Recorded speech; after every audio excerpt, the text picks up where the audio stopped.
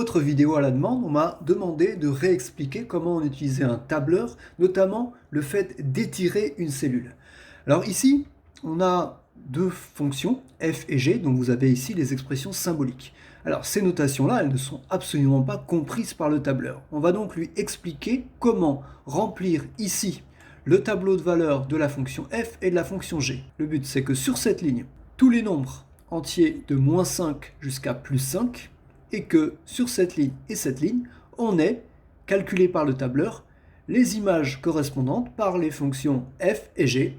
Déjà, comment faire écrire au tableur, tout seul, les nombres entiers de moins 5 jusqu'à plus 5? C'est facile. J'écris d'abord moins 5, et après j'écris moins 4.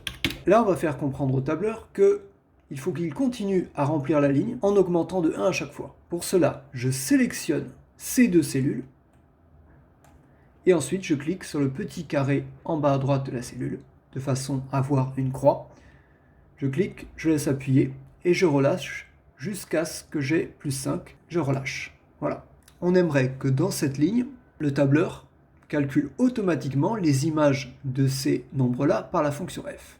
Pour cela, on va lui montrer l'exemple dans cette case, et ensuite on va lui dire ce que tu viens de faire dans cette case, tu le fais jusqu'ici. Quel calcul doit-il effectuer pour remplir cette case? Il faut qu'il multiplie le nombre qui est là par 2, puis qu'il ajoute 3 résultats. Donc, je vais écrire la formule dans cette case. Une formule commence toujours par égal, donc égal 2 fois, on est sur un tableur, le fois c'est l'astérisque, le nombre qui est dans cette case, donc surtout pas moins 5, sinon il fera le calcul tout le temps avec moins 5, bien qu'il n'y ait plus moins 5 dans les autres cases. J'écris le nom de la case qui est là, donc 2 fois c'est 5, plus 3. Entrée. Ce qu'il a fait dans cette case, je lui dis de le faire pour toutes les autres cases qui sont là. Donc j'étire cette case jusqu'à là.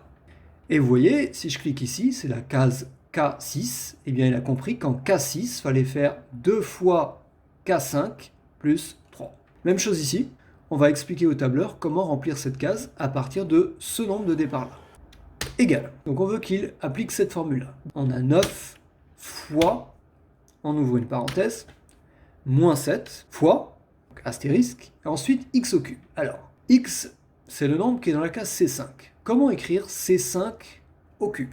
Je vous rappelle qu'on écrit C5, ce chapeau, et ensuite 3. Voilà comment on écrit C5 au cube. Plus x, donc plus de nouveau le nombre de départ, donc plus C5, et on referme la parenthèse. Voilà le résultat. Pareil, ce qu'il a fait là, je lui demande de faire de même jusqu'ici. Donc j'étire jusque là. Il l'a fait. Si je vais par exemple dans la case G7, je vois qu'il a fait le calcul avec le nombre qui est en G5. Voilà.